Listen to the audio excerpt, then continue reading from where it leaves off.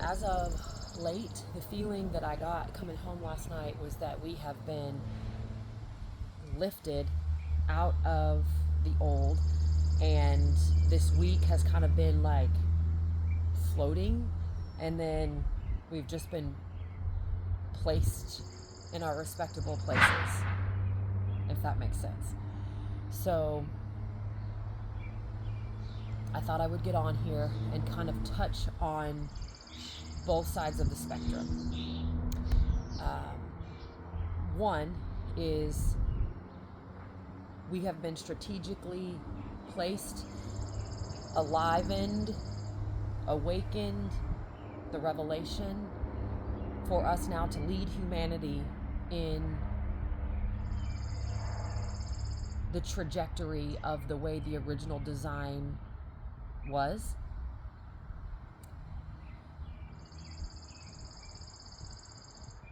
And on the other end, those who are now awakening to their truth. And it's very important that you remember that the awakening process, that is just it. It's almost like you awaken and then you have to move through your path with bravery and with courage. And you have everything you need. You're going to be called to work with trust. You're going to be called to work with bravery and courage. You're going to be called to walk away from things that are no longer serving you, that are not healthy for you. This can be physical patterns. This can be, maybe you've been feeling deep within that you need to work out. You need to move your body, and moving your body can look in a million different ways. Maybe you've been feeling the nudge, the call to start eating healthier.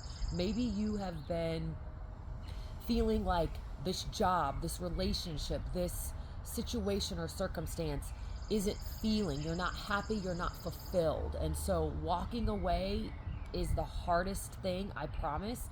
But you're actually, and you're saying simultaneously that I trust this new process. I can honestly say when 2020 happened, for some reason it shifted and it clicked with me that I knew I was going to be taken care of. And that shift alone gave me a deeper comfort, I guess. But then, so while you're saying that, you must also remember the versions of you that don't feel safe, that don't feel comfortable, that don't feel like you're going to be loved and protected and supported, because you're listening to the inspiration and taking action where called, and then simultaneously you're doing the work by going within and listening to the nudges and remembering the versions of you that feel less than, that feel unworthy, that feel like you're not good enough. All of these things that we place within ourselves, insecurities. And so what I'd also like to mention is that if you are around people that are not awakening in the next phase, this one hits so hard. It is so important that you let them be, because I didn't know, and I thought I was supposed to wake everybody else up. And while, yes, along the way you do just by being you, but you put so much time and effort and energy into trying to shake people awake that are not ready. They're not ready to face the truth. They're not ready. And there will come a time where they will get the nudge and the call as well. But we're not focused on that. We have to focus on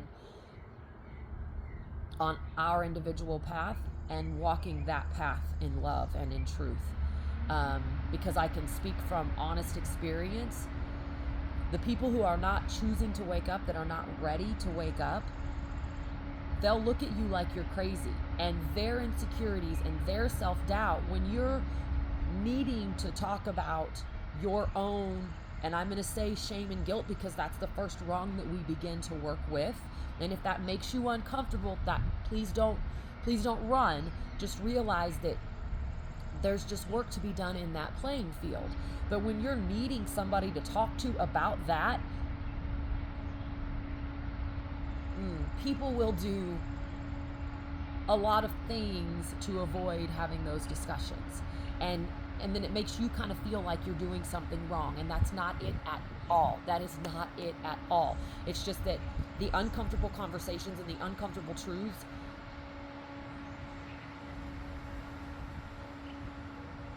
if people aren't ready to have those conversations, then they'll leave you standing on edge, feeling so alone. And while I can see now for myself personally, that was also the point of, are you going to continue alone? Are you going to continue by yourself when no one else is coming with you, and you're going to continue this journey? Do you have enough faith? Do you have enough trust to not have a physical person by your side, knowing that we've got you, knowing that we're here, knowing that you can trust and you can listen? And it really kind of entrains the listening of the intuition and listening to the still small voice, because there's only one, and honoring that truth and honoring that path. I really hope that that is not too loud. So I feel like that really needed to be touched on, because on the end of the spectrum where you're just waking up, it is so important that you find, if you're in need, find people that can help guide you. For those of us who have been through it, because I promise it's a fast track. It's like where we see in the movies where they lightning speed and they time warp or time jump. That's essentially what it is, because you hold the lock and the key. We just ask the questions to help you remember where you're locked, where you're stuck, where you're blocked, so that once that happens, you fast track into the future. You fast track into a higher version of you. And I know that those terms have been passed around and used, sometimes not helpfully, but think about this. This is a perfect analogy. If you have a mountain of worry, okay, you can climb up that mountain of worry, and when you get to the top and you see from a bird's eye view everything that you've ever worried about, and you realize, why did I worry? Why did I do all of that? You can do that. You can do that, and you're going to learn so much along the way. However, there are those of us who have been through it that can say, okay, let's just sit together. Let's pray. Let's have a moment in silence and in presence. And we can remove the mountain. Where two or more gather, we move mountains. We can remove the mountain, and so then you have a straight line to the other end. You have a straight line to the end of the rainbow, to the pot of gold. And we do that every time. I'm not telling you to try to sell you on anything that we do, because we literally sit back and we just live our lives in joy and in harmony because we've done the work. But it would be an honor to work with anyone who needs that guidance. And I see now why it's so important and why we had to walk through it all. Let me make sure that this timer has not gone off. Okay. Yeah, we're still good. I was told that I need to get a little microphone lapel speaker, so that is coming. I haven't ordered it yet, but I will get one of those so this sound clarity can be a little bit better. So yes, that's where we are. Both ends of the spectrum. And for those of you who have done the work, I cannot speak into words the gratitude that I feel for your work, your acts, your services, your bravery, because I know what mine feels like. And to know that there are those of you who have been doing the work parallel with me, alone, and you've continued to show up and you've continued on. And now we're here, we're together. If you haven't watched my previous video, I talked about, it was 144.9. 1449 is the number that I heard, that if you're familiar with 144,000, that is the resurrection point. And then 9, I'm not quite certain where 9 fits in. So if you know that, please feel free to leave a response. But the way that it was kind of given to me was that 144,900 souls have made it.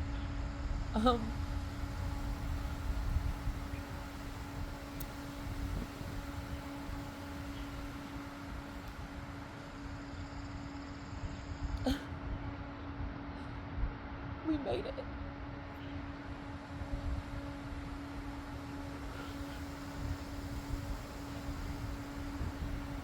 And we're here.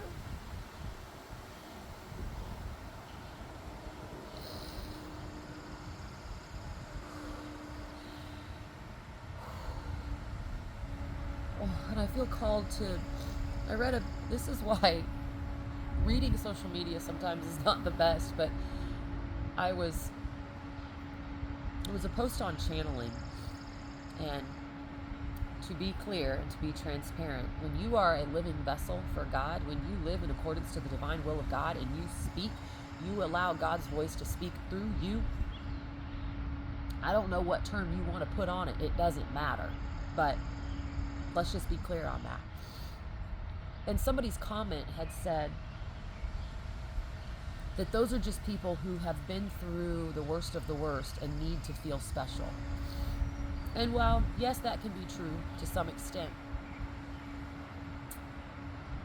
I can be honest, the last 6.5 years of this has not made me feel special. What it made me feel was my guilt, my shame, my judgment, my insecurities, my lack of willpower, my lack of authority, my lack of trust, my lack of faith, my lack of all of it. It pointed it out where I was missing out. So please don't get that twisted. Because if you are in your zone of expertise, wherever you are, wherever your job is,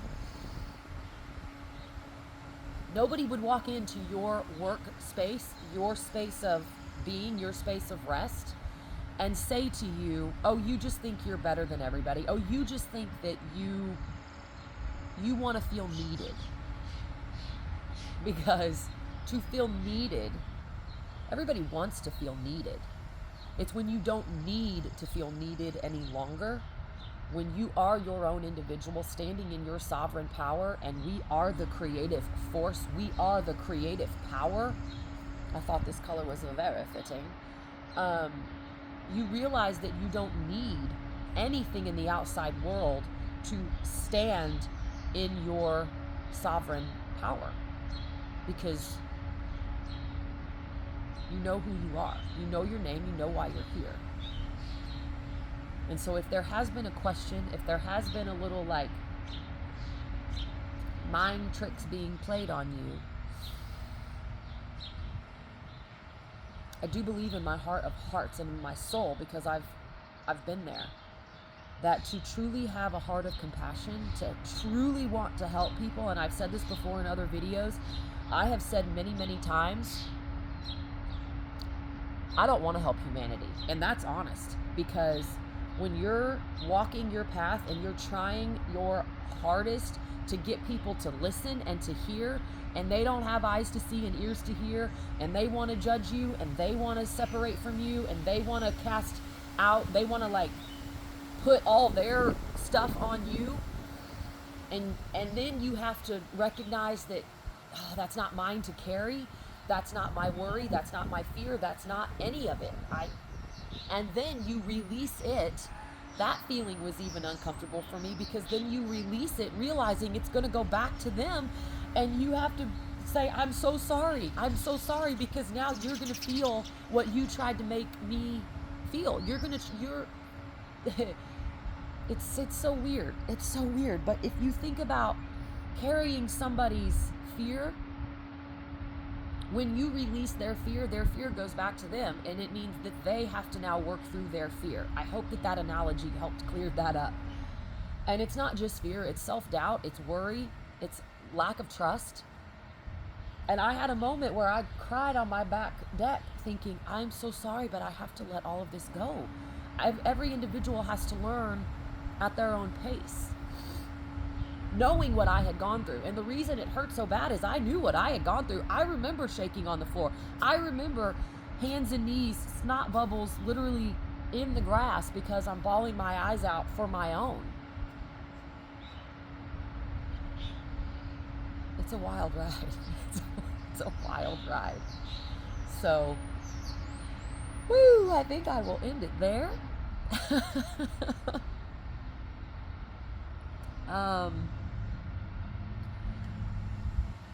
Yeah, I don't think that there's a transmission. That's the message. That's the message. We've made it. We've made it. Hallelujah. I couldn't be where I am. I could not be where I am without going through what I've been through. Through and through and through. And I thank every person. If you come along my path, I couldn't have done it without you. Good, bad, or otherwise. And it keeps revealing itself that it was all versions of me. It was all versions of my own insecurity, my own fear. And sometimes if somebody else comes to you with their own and you can see it in them, remember, it's a direct reflection of what's in you. It is the messenger. That's it. It is only the messenger. Receive it as the message. So often, I've had so many people tell me, I just need a miracle. I just need a miracle. And I'm thinking, here I am. Like, we are the miracle. We are it, all of us. And if you're watching this, I'm not saying it as I'm the only one. I'm saying you are too. We are all the miracle. We're all divine messengers. We are all messengers of God. Some just choose not to see it that way. And that's okay. Don't stop because they don't see. Yeah.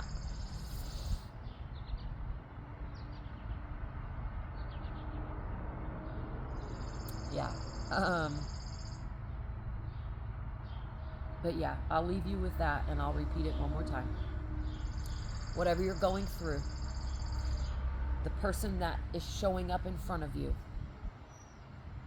be aware of what they're bringing to the table. Feel into what they're saying. Listen, have ears to hear to what they're saying, and then diligently figure out, where in my life am I experiencing the same? And that in and of itself is your fast track out. That's it. So if you would like to collaborate, if you would like to work one-on-one, if you would like a group session where we clear the air, I am available. I am Jennifer Renee. This is Within by Jen. It's within each and every one of us. It always has been.